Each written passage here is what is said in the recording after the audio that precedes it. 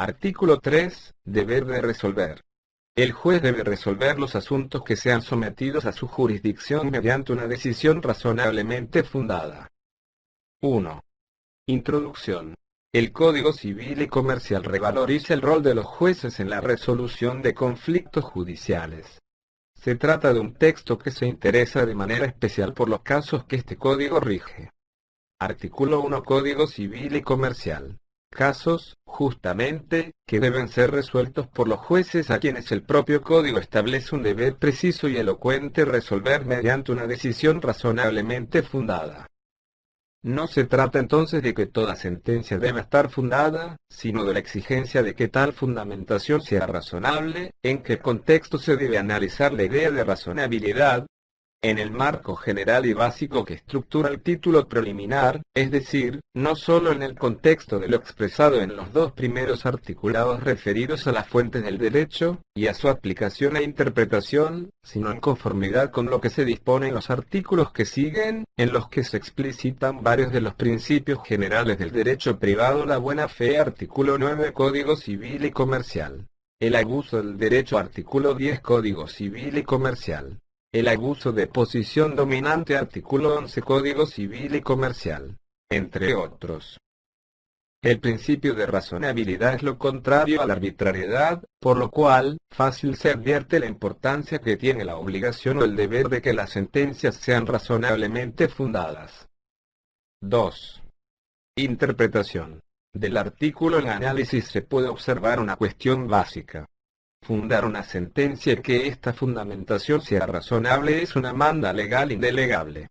Se trata de un deber que emerge de un Estado constitucional convencional de derecho, en el que los jueces, como integrantes de uno de los poderes del Estado, dan cuenta a la sociedad de sus actos.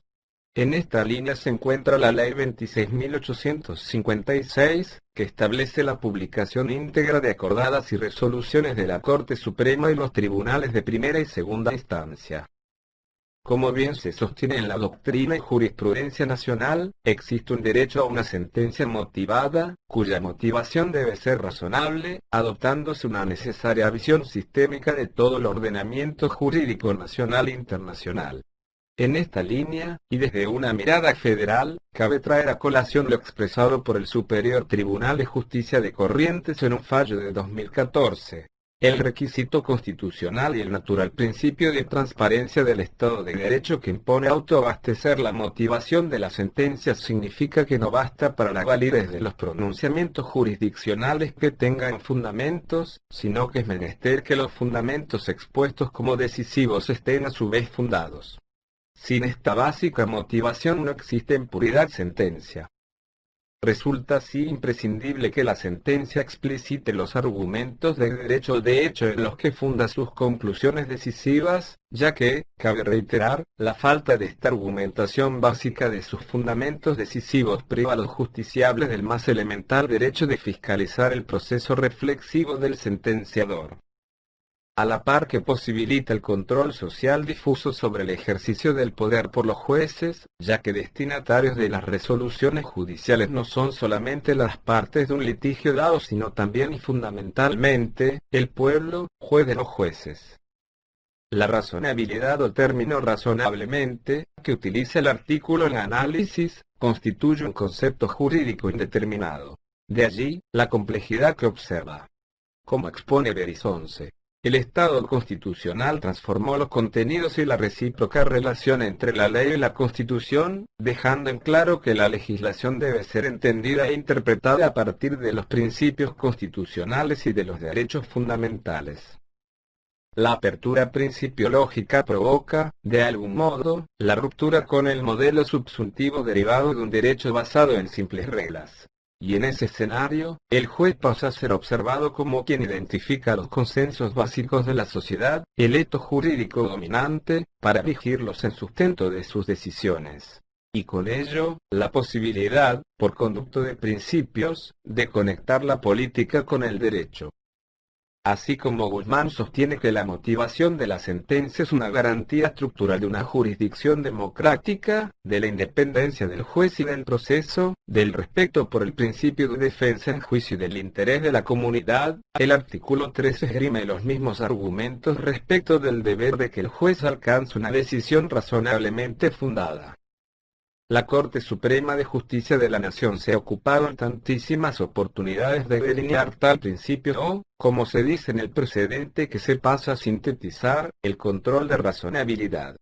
En un fallo del 2012 lo ha hecho en los siguientes términos. La tercera característica de los derechos fundamentales que consagran obligaciones de hacer a cargo del Estado con operatividad derivada, es que están sujetos al control de razonabilidad por parte del Poder Judicial. Lo razonable en estos casos está relacionado con el principio que manda desarrollar las libertades y derechos individuales hasta el nivel más alto compatible con su igual distribución entre todos los sujetos que conviven en una sociedad dada, así como introducir desigualdades excepcionales con la finalidad de maximizar la porción que corresponde al grupo de los menos favorecidos. Rawls, John, A Theory of Justice, 1971, Arbar College. La razonabilidad significa entonces que, sin perjuicio de las decisiones políticas discrecionales, los poderes deben atender a las garantías mínimas indispensables para que una persona sea considerada como tal en situaciones de extrema vulnerabilidad.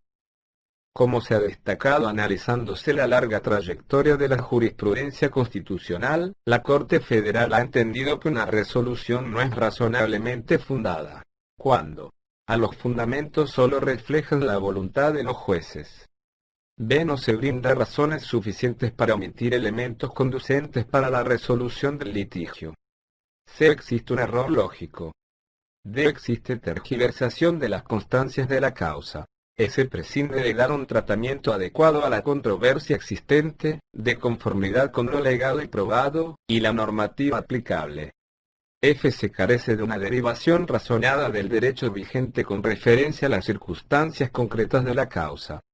G. Falta fundamentación seria. H. Existen pautas de excesiva latitud.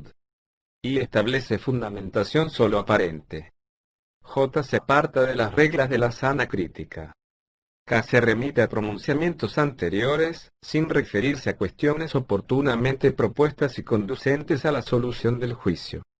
L. Se carece de un análisis razonable de problemas conducentes para la solución de la causa, entre otras razones, pudiéndose adicionar otras situaciones como omitir precedentes que forman parte del bloque de la constitucionalidad federal y que, por lo tanto, son obligatorios para la resolución del caso. En suma, y nuevamente apelándose a la obligada perspectiva sistémica o modo coherente, como lo expresa el artículo 2 del Código Civil y Comercial, se entiende que este deber de fundar razonablemente las sentencias se vincula con las fuentes del derecho y las pautas interpretativas que se regulan en los artículos anteriores.